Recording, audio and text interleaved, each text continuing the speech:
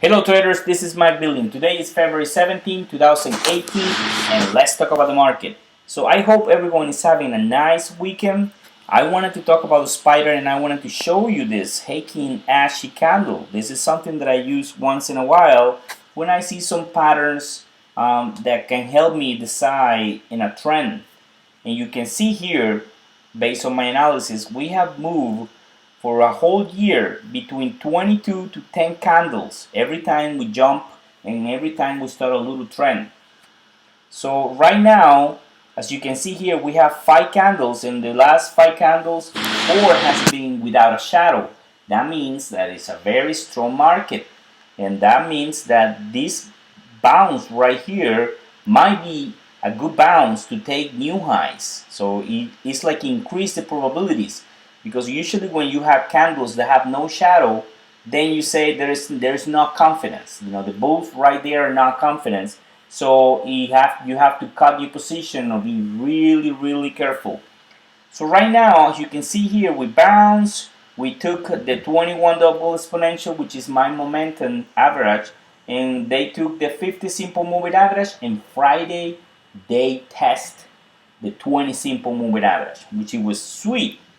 I went into this position in the spider and DIA and IWM about the 5 simple moving average, and I sold my position Friday because I was using weekly calls, and I don't want to leave those weekly calls for the long weekend, because you know those 3 days the intrinsic value goes down really hard when they open Monday. So I just took over 100% profits. It was sweet. You can always re-enter a positions and don't be scared about getting out of position. Take profits. Have a nice weekend. Enter again Tuesday. You know, it's like you out of the market, so you don't have to think about what's going on in the market for the weekend if something happens. So your cash, and you can wait for Tuesday morning or Tuesday afternoon to enter again if you really like the trade. So how I will get into the trade again? If it confirms about Friday's high and after 12 p.m. Always wait after 12 p.m. Don't enter in the morning, because then in the morning is for day traders.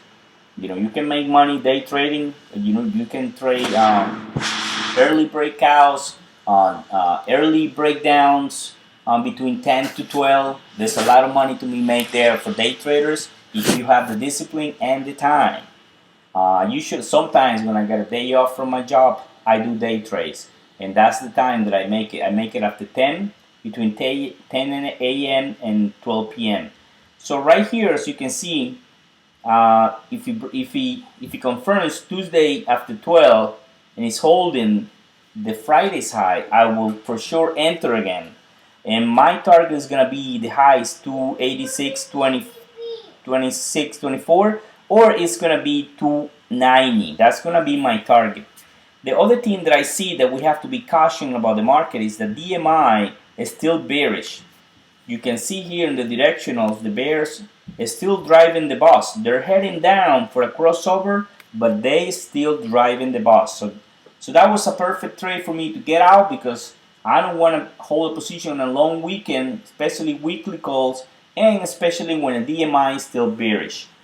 So if we get a crossover, and I'm sure we will get a crossover, if there's volume about the 20, we will get a crossover and we will be more confident that this thing is going to go to 290. So the stop loss is easy, 270. If this thing finish the day below 270, you have to jump out and honor your stop. Don't even think about it. Sometimes you get those fake breakdowns that they just wipe out your trade and take out of, trigger your stop loss. Don't worry, you can enter again. But if this thing finish the day below 270, this thing can go to 250 in a blink. So it's better to be don't risk your trade. The other things that I'm watching is DIA. The same. I closed my position at the 20 simple moving average, took my profits, and you can wait until see if Tuesday you break out the 20 simple moving average, so you can enter with confidence. You can see here in the DIA, which is the Dow Jones ATF, the directionals on DMI they're closer than in the spider. So we can get a crossover next week, and it's gonna be nice trade if you trade about the 20. The stop loss here is 250. If you finish a little below 250, then you have to get out. Below 250, get out. The IWM, which is the iShares Russells 2000, is the same. Below 150, you have to get out. It's the same chart. You can see here, it break out the 50, it break out the 20, so the door is open for the bulls to take a new high, 158, probably 162. So this thing is gonna start trending very nicely, and you can see the volume has been about 25 million. So that's good volume for the IWM. The other ones that I wanted to talk about is Apple. You can see here in Apple is heading to 176, 177 Fibonacci. You know, the last time it was about that level, it moved sideways and break down. So we have to see if we get there. So you have to be careful and respect this again, the 176. If you finish the day below 176, after is been trading about that level, you have to get out also, because you can see that there's indecision and there is no confidence for traders to hold a position about that level. For now, Apple is bullish, and you can see that directionals are very close. They're kissing each other right there, but they're a little indecision. If there's a crossover and there's a move about 176, boom, this thing is gonna blow up. Facebook, this is the one that I don't like. I think if the market goes down, this is the one that I'm gonna take to trade bearish, because you can see here it's trending below the 21 double exponential momentum average, and if the market decides to go down, this is the one that is gonna move down very fast. So Facebook is not for me to go long if the market move up. Netflix, after it got a big day Thursday, Friday it print a very small candle right here. You see this very small candle? So you gotta be careful with those small candles. But DMI is bullish and strong, so that makes me happy. I think it's gonna continue up. There's high probability. I will say 70% probability that it continues up. Take the 287 Fibonacci and go to the 300. So what is the stop loss in this one? If you finish the day below the 20 simple moving average, which is 263, get out, because it will go down and close this gap. I don't like when there is a gap, right? You know, there's a gap, because usually it works like a magnet. Price goes and try to go down and close it. But for now, it's bullish and strong. Starbucks, I talk about this one. It's just moving sideways inside this rectangle, but you can tell it's kissing the 20 simple moving average, and it looks like it wants to go up. It looks like it wants to test the $64. DMI is still bearish, but the directionals are very close, and this might goes up from here as long as it break out the 20 simple moving average, and you can use the same simple 20 simple moving average as your stop loss, which is 56.92. So there's this one is bullish. I think price is bullish, even though DMI is just right there moving sideways. TIVA right here, I was disappointed. I thought that it was gonna confirm this breakout, but it just moved sideways right there. Look at this, a very small candle inside another very small candle.